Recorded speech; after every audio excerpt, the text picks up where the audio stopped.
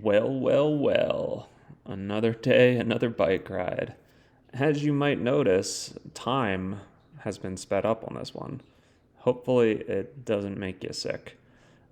Part of the reason for the rapid pace is because I'm taking a long bike ride today. Today was my first effort. On another note, wow, look at that guy crossing San Mateo with a walker. I thought I was a little bit courageous for going on my bike. That guy is next level. Back to the main thrust of today's video, though. I'm making my way westward, very westward. I'm trying to get from the fairgrounds out to the Westside emergency shelter. I glanced at the map. I've been to the Westside shelter a handful of different times, but I've never gone via bicycle, and I thought, oh, this will be kind of a fun video. Took a couple hours. Spoiler alert, I didn't make it. I got to Atrisco, but I was too far north. There's no bike lane. I didn't like how it looked. There was a storm rolling in, so you'll see all that develop. That just means this is going to be a part one of my exploration on the West Side shelter. Ooh, that person was going so much faster than me. Sometimes I feel like I'm in good shape, but man, people just fly by me on their bikes. So many people who are in even better shape.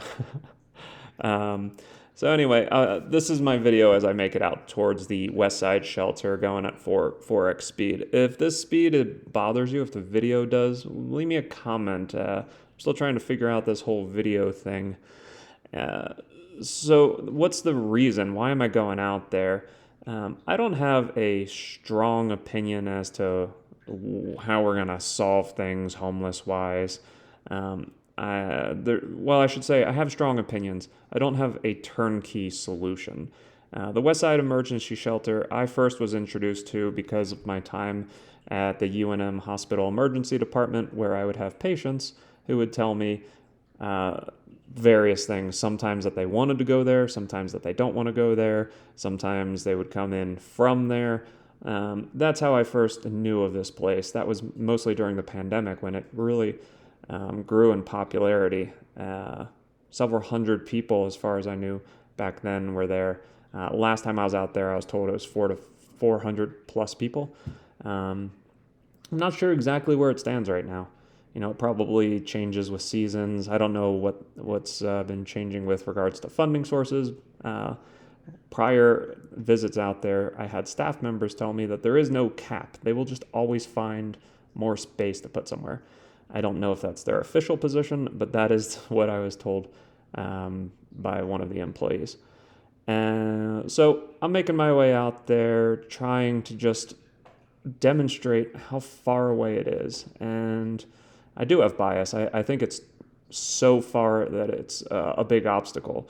And I'm not the only one. You know, the New Mexico Coalition to End Homelessness, from what I can tell based on the data that they give to the state and to the city of Albuquerque and the city of Albuquerque's plans in the future, it looks like they're not trying to keep the West Side shelter permanently in place. It's all the way out in the middle of nowhere. I'm going to have to pause maybe to help my cat calm down. Oh, come on up here, kitty cat. All right. There we go. Now he's happy. So the West Side Emergency Shelter is so far out there, it's tough for staff to get out there. Everybody's got to drive. There are buses that will take you out there, but I'm exaggerating it a little bit by doing a bicycle ride to get out there, just to demonstrate how far it is. Also, my navigational skills, I really didn't put a whole lot of effort into finding the best way. I thought I could just wing it. Unfortunately, that didn't solve it for me. By the way, did you see that car stop and let me pass? That was very nice. You know, a lot of people have bad interactions with cars. I fall victim to calling out cars sometimes for being sort of my adversaries. But I drive a car. I've had so many good experiences with people looking out for me. That was nice. So whoever was driving that car and whoever does nice things for people, giving them a little extra space, thanks. I try and extend that same courtesy. I crossed over Broadway there and then decided, all right, let's get to some back roads. So I'm not trying to claim that the Westside Emergency Shelter should be shut down or should be expanded or should have new bus lines. I really don't know. But I was recently at a meetup, and there was discussion from different district city council candidates regarding how to address homelessness. Obviously, everybody is worried about homelessness and crime and all the things. So there was discussion from some of them about expanding services out there, and that might be that might be a good thing. I don't know. Need to hear more. The Gibson Health Hub, I think, is an interesting alternative. I am not 100% clear on where they're at with regards to the asbestos cleanup and what that's going to do to their ability to expand to full services in the future. I think right now it's really just overnight stays for women. Perhaps I'm wrong, though. If anybody knows, please leave me a comment. I'm going to try to, in addition to this Westside shelter exploration, I'm going to try and have a couple parts on what's happening with the Gibson Health Hub, because I think that is the thrust of the future. There's an effort to bring services more into the city, and I think my short response to that is good.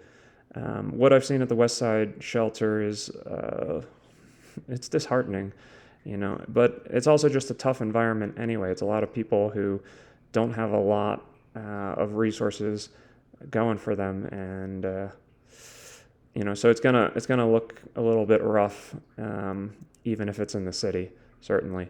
I'm kind of rambling there. Let's go back to the video. I don't know why it's wiggling so much. Maybe because of the wind.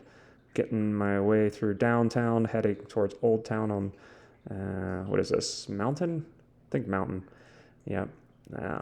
Pretty decent way to get around. I was happy. Even though it's a narrow road, relatively low traffic, everybody who passed me was, pretty considerate, I think. I tried to be considerate as well. It's a tough balance to strike. Just going by, what is it, the planetarium? Yeah. So, my original idea was to make it out to the emergency shelter, the Westside, and then to just give a quick overview of, man, this is how long it took to get out there. This is what it looks like out here. Because I think even I, as a nurse, I heard about this place a lot. I really didn't know much about it until I went inside with my brief time working with Healthcare for the Homeless, Albuquerque's Healthcare for the Homeless. And that definitely opened my eyes to the reality of what it looks like in there. And it's rough from a number of perspectives. I don't want to be exploitative. I don't want to put people on camera. I don't want to be on camera. So I'm not trying to go in and conduct interviews, but even though I didn't make it out this time, my plan is in the future to chat with people to see how they're getting served, how well are the services working out there.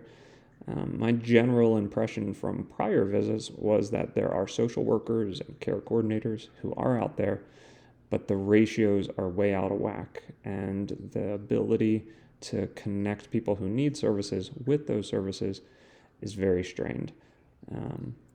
That's probably the case in so many areas. I don't know what the official ratios are. Perhaps I can find that out. That's something I'll look into. By the way, I'm going through, if you can pause the video and look back, I went through all these fences, and I thought it was pretty ironic. I went past a sign that said, "Welcome to the Albuquerque Open Spaces," as you're surrounded by fencing. But it is nice to be off the road. This is dedicated bicycle path. This is the Arroyo Trail, I guess. I don't know what they call it. This is a trail. I was a little lost, so I got off my bike here to look at my phone and figure out what the heck am I doing. And it's really sunny, so it was nice to have some shade. So, there are other YouTube channels out there where they have interviews with homeless people. They ask about what their experience is like. They talk about mental health, addiction, jobs, family, you name it, across the gamut. I don't see myself as trying to recreate that in Albuquerque. Oh, by the way, I'm going to go back to the video right here. I have never taken this path before, but man, check out this hill that I'm about to climb. It's maybe it doesn't look it on the phone, but this was a pretty continuous uphill slog. It was pretty great though. I enjoyed this little bridge experience. Some guy who passed me on, I think on a skateboard with a kid in the back. That was great. So thank you, Albuquerque, I guess, for this little pathway. I wish it was a little cleaner because there's sand all the time in the way, but it's so unused at this point in the day that I can easily avoid the heavily sanded areas, and it's a lot safer than me being on the highway. So it's pretty good. Anyhow, where was I? Westside Shelter. Yeah, I'm not trying to have deep interviews where I personalize people out there, but I would like to get some general impressions about how are the services working, how are people getting connected, how do they collect data in terms of who they as an organization, which I think is Heading Home, who's running that currently, a nonprofit that won the contract to manage out there. I'll have to double check that. Look in my blog notes for any corrections. I went the wrong way here, so you'll see me stop again. So what kind of data do they have in terms of how many people are connected to things like permanent housing, or who is connecting to transitional housing, who gets help in various ways, how long have people been out there, is there an average length of stay, things like that. Like, what kind of information are they collecting, what kind of metrics do they have? I don't want to put ultimate faith in metrics. Data can be flawed, certainly, and it can be manipulated, but what data does exist? What are they trying to show? I think a lot of people want to know that. I'll just say I would like to know that. And how can I get access to that information?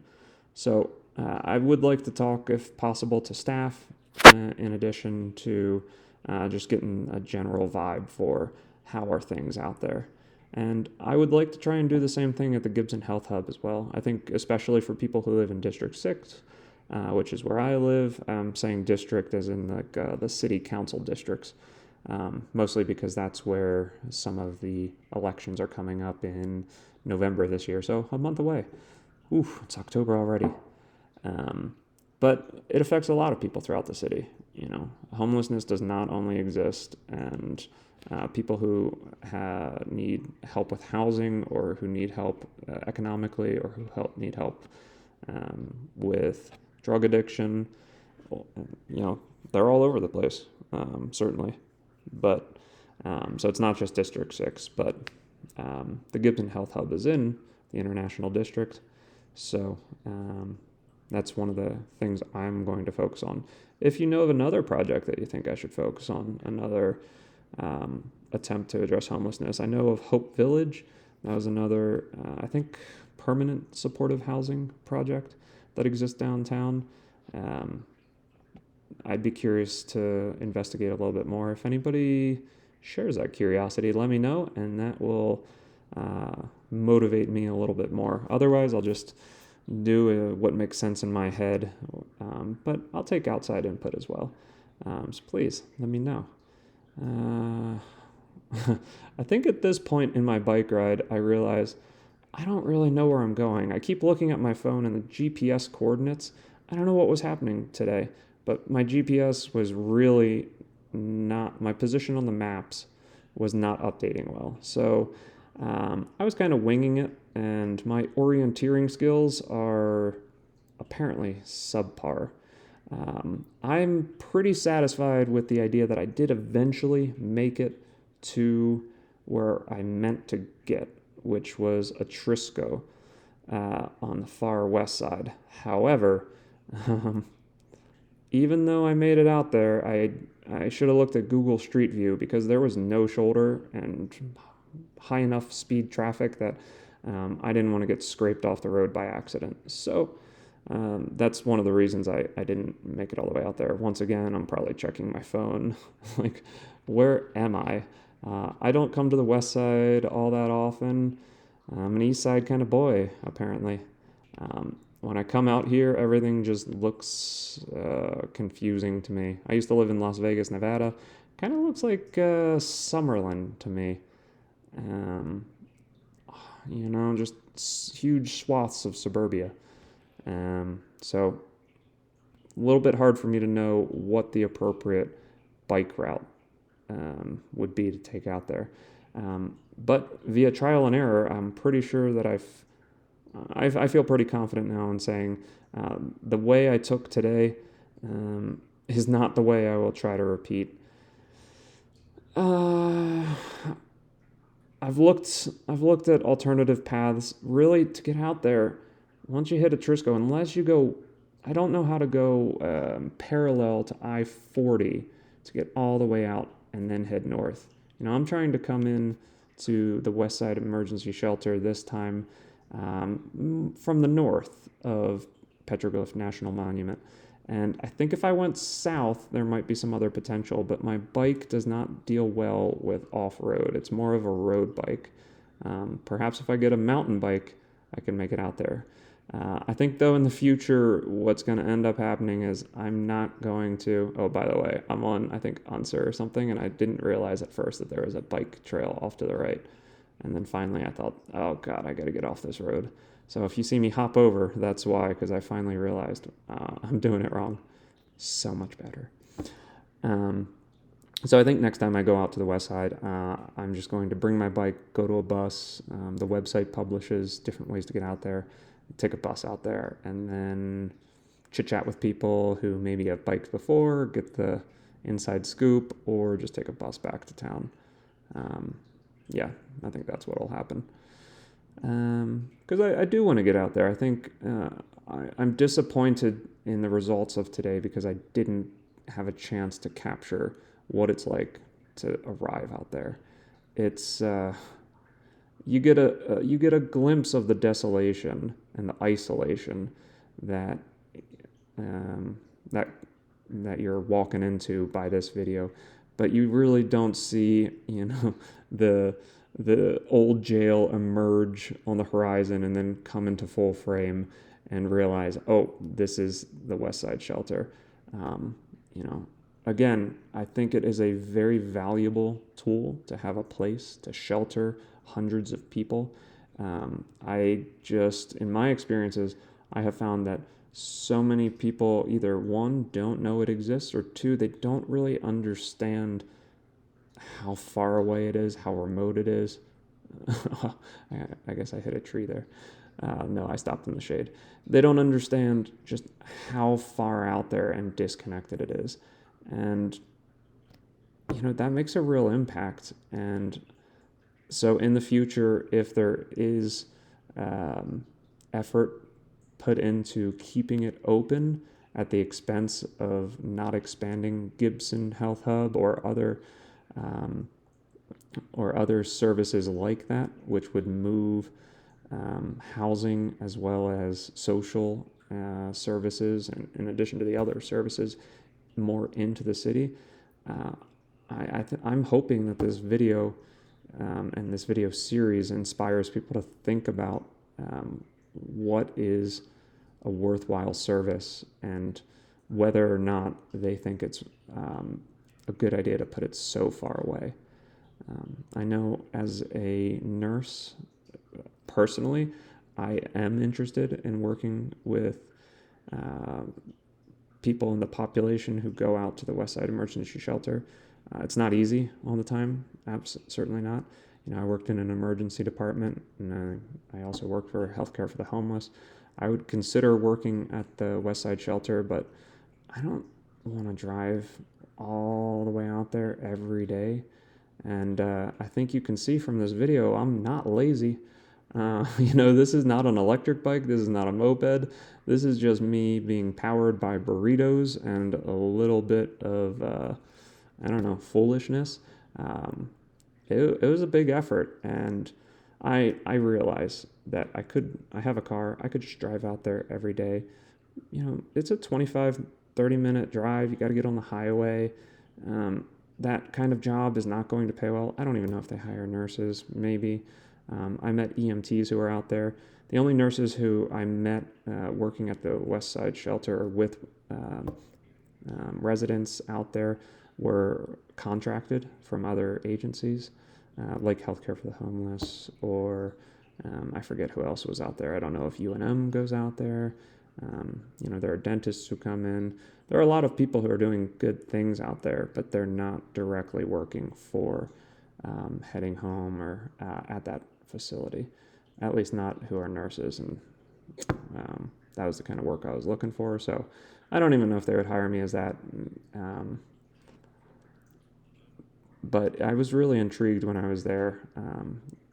And it just, I perhaps I'm just a softie, but it made me think we can do a lot better than this. And I think a lot of people who I talk to about it, if they're not so uncomfortable that they can't talk about it, they see that, yeah, we need to do better than this. This is something. This demonstrates a lot of effort and a lot of money that has gone into address this. But is it, what's the reality look like? Is it solving things? Can we get some metrics that we can compare? And what are future endeavors in terms of what's replacing it? So now I'm probably just repeating myself, so I'll just swap back to talking about the video. All of a sudden, oh yeah, I remember this. I finally made it out to the National Monument, Petroglyph National Monument. Past a couple of people who were walking. This is a Monday, so not very crowded. And bike. All of a sudden, I'm in the middle of nowhere. I'm out of town. Pretty cool. I have never biked out here. I've never been out here. You can't maybe see so well on this video. Oh man, it's wobbly. Sorry, I don't know why it's so wobbly. I think it's windy. Oh, I stood up because I'm trying to make it up this hill. I was going to say, it might not look like a hill, but man, this was kicking my butt. So this was good. This was a lot of fun to get all the way up, and my bike is in, like not the best shape. So sometimes instead of shifting, I just stand up and crank and try and power through. And so that's what I did. And now I'm just looking around thinking, am I going the right way? I felt like I was heading too far north, but,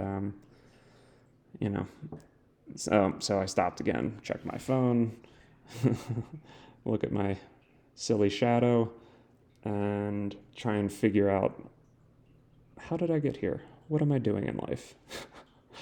I guess I figured it out. So onward, and I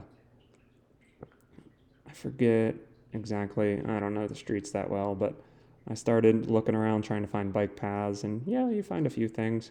I knew I needed to head south and west again, so I'm just sort of going off the phone, but once again, it didn't find my GPS very well. It just wasn't updating. It wasn't showing me where I was on the map very well, and it doesn't have bike paths marked out, and as you can see, I greatly prefer the bike path. It's great, especially out in this part of town, to not be on the road. They just don't see a lot of people biking on the road out here, understandably, because it's not meant at all for cyclists. Speeds are high. I guess you can get on a shoulder. Oh, I think this is when I realized, I'm just on some sort of like recreational loop. And so I had to cut back through and try not to fall on the gravel, and then just go through this neighborhood. Once again, I'm in sort of like the suburban maze. Nice houses, nice little area. Certainly no one around. Another sip of coffee. So as I make my way through here, what else do I have to say? What's happening in the neighborhood? Fair West, where I live. What's happening? We had a little cleanup event last Saturday. I think it went pretty well. I got some interaction with the neighborhood association. A handful, maybe 6 or 8 people, joined in. We walked around for an hour, picked up trash, got to know each other, talked about how we'd like to do things, even more things in the future together as neighbors. So I think it was motivational for me to meet other people who said, "Yeah, let's all try and work together because this is a great neighborhood." Um, and so, fantastic. I think everybody can kind of be on board with that kind of enthusiasm. So, hopefully, I think the city had sponsored other neighborhoods. Oh, all of a sudden, the bike trail just turns to gravel. So, onto the road. Um, so, the city had encouraged other neighborhood associations to participate in the fall cleanup. I think that happened around the city. The city, they gave us trash bags. They had a truck come out to pick up the trash. It was great. So thank you, City of Albuquerque. I got a bunch of extra trash bags, so I'm just gonna try and through my blog and through Nextdoor, we have a group there called Stronger Fair West. I'm gonna try to encourage people to keep getting out and to I'm going to go out and just pick up trash, not necessarily as a group because it's hard to coordinate. Not everybody wants to get out. It's the balloon fiesta this weekend, so I don't expect much of a turnout. I'm just going to walk around with a trash bag, one trash bag in my pocket, one in my hand, and if I see other people who like what I'm doing, I'll hand them a trash bag and say, "Hey, this one's on the City of Albuquerque. Pick up some trash and feel free to throw it away, in your own trash bin." Maybe I'll just walk up and down my block, and I'll encourage other people to do it north south on their blocks. It's amazing how much litter there is just walking up and down the street. Other than that, a few other vacant homes that I've been looking into, reaching out to contact owners, figure out if the owners are still around, if they're communicative. Do they have a price point in mind if they're trying to sell their house? Are they hoping to hold on to it? All those things that I think a lot of people are curious about. Specifically with condemned homes by the city of Albuquerque and by the county, I've been looking into all the legal ramifications and what would happen if I were to buy one of those homes. How do I figure out how much the liens are and why they're there and how I don't collect even more liens if I do acquire this property moving forward? Who knows more about this? I know there are attorneys and there are, house flipper people. I can't say that I'm a house flipper, but there is overlap. You can find a blog post of mine, something along the lines of how to be a good house flipper. I don't mean good as in profitable. I mean good as in not exploiting neighborhoods. How do we get these homes attention again? Ooh, look at this sand pit. Oh my God. In the middle of nowhere. I'm going to pass a guy in a few minutes on the trail who's walking along with some tools. I didn't capture this on the way back with video, but turns out he was coming out here to clean up that sand pile. But I think the rains are just going to bring it right back. And there was a pretty good lightning storm that started when I was biking on the way back. I just barely missed out on getting really drenched. Anyhow, so I'm looking into the legal aspects, more of the legal aspects of home acquisition, whether or not I'm going to put that into a private company or into a nonprofit. What sort of coordination I have with the existing neighborhood association. I don't know about other neighborhood associations, but mine right now, individually, there's a lot of history. There's a lot of goodwill and efforts happening, kind of on the more disparate level now. A lot of individuals, but as a collection, the neighborhood association seems to have kind of a hard time coming together. And so I'm trying to make sense of that and figure out what are their goals, what are their abilities, and how does my effort overlap and maybe augment or complement what they're attempting to do. And how can we work together? Just like all the other nonprofits and maybe even for-profit companies around, especially local ones. A lot of people we all want our neighborhood to be better. It's just a matter of, kind of, we pretty much agree, yeah, let's make it better. And then a lot of the specifics, not that hard to say, yeah, a home should not be condemned. That's not serving the community very well. How do we make it uncondemned and get someone living there? The trouble is getting there, a lot of different ideas. Ooh, off in the distance here, you can see those storm clouds are a-brewing. So I just keep biking further and further towards them. Man, this trail is funny. It's out in the middle of nowhere. You're on pavement. And it is hard on the backside. I don't know if you notice all these little horizontal breaks, but they are smacking me around. In addition to the wind, there is a very strong cross breeze. Open plains out here. This is an example. I am actually headed towards the Westside shelter.